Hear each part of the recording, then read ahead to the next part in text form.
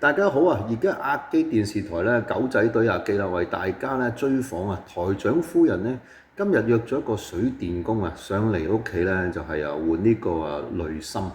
咁就台長咧之前都做過少少嘅資料搜集啊。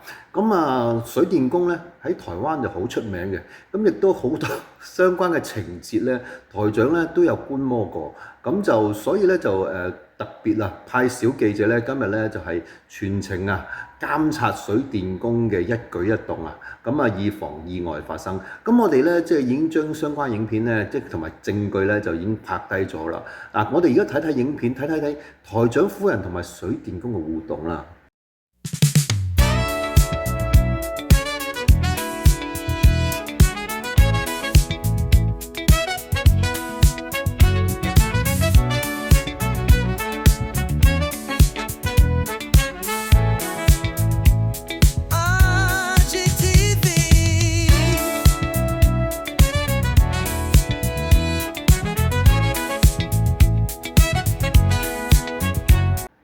剛才嘅畫面係咪好震撼呢？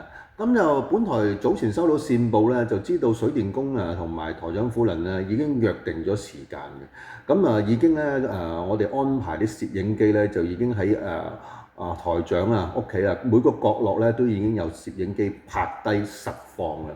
咁好可惜風聲咧就應該走漏咗。咁台長夫人咧知道咧勢色唔對，咁就臨時取消咗咧呢個水電工同埋即係呢個約會。咁狗仔隊咧去到現場嘅時候咧，只係見到咧台長一個喺度換濾芯。